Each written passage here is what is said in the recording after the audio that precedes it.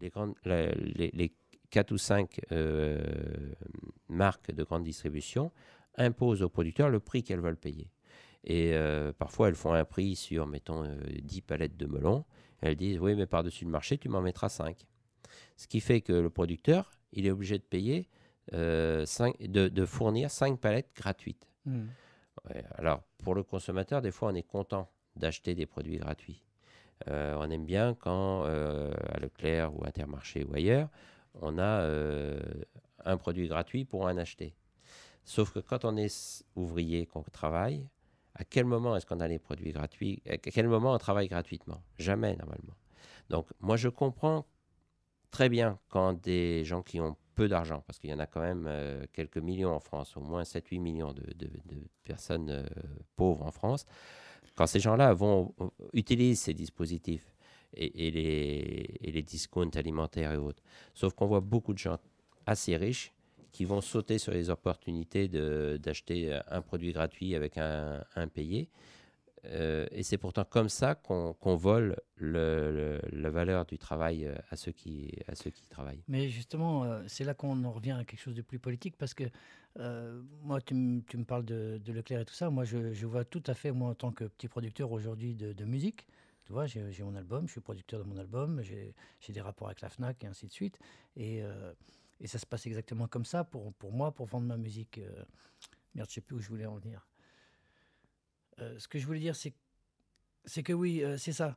Donc, quelle est la solution finalement? Parce que quand tu expliques ça aux gens, voilà, où je voulais en venir, enfin, quand tu expliques ça aux gens, on en arrive tout de suite effectivement au salaire en fait. C'est-à-dire que les gens, oui, comprennent bien que quelque chose de gratuit, forcément, au bout de la chaîne, il y a quelqu'un qui se fait entuber pour que ça soit gratuit. Il y a quelqu'un qui a bossé gratuit pour toi et c'est pas normal parce que tout travail mérite salaire.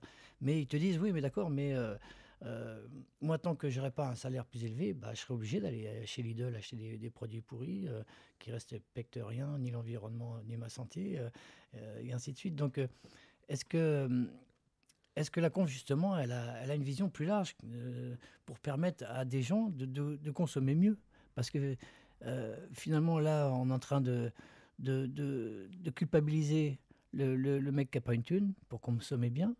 Et l'autre, en fait, il nous écoute même pas, il s'en branle. Le bourge qui, lui, va quand même acheter les produits les moins chers parce qu'il est radin, il s'en branle de nos discours parce qu'il est libéral.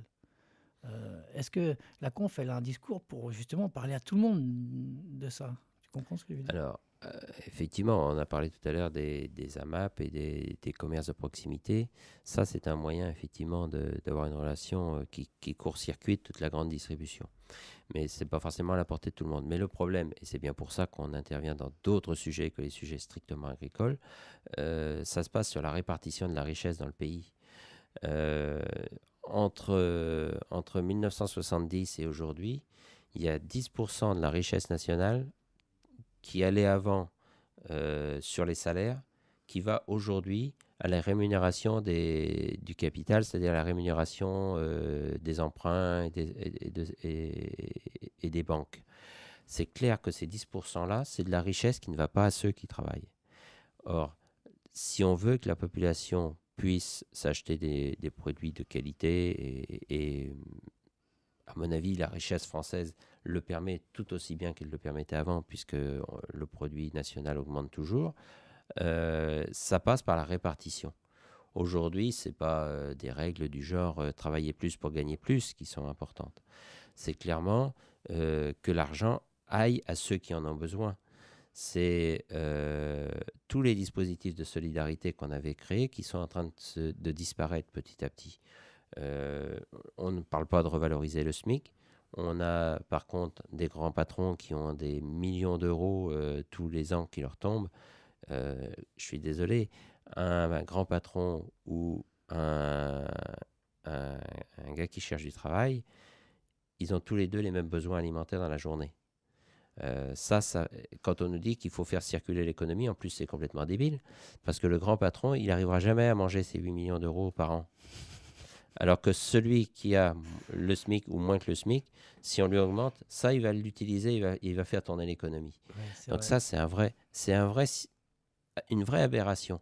Parce que si on veut vraiment accélérer l'économie nationale, c'est bien parler en distribuant un peu plus de richesses aux plus pauvres, encore que je sais pas, si quand on est pauvre, on peut parler de distribution de richesse, mais distribuer du revenu aux plus pauvres, qu'on va accélérer l'économie. Parce que celui qui a des fins de mois, et même des fois des fins de mois qui commencent le 10, difficile, si on lui donne un peu plus de moyens, il va forcément le dépenser parce qu'il aura de quoi, il a des besoins.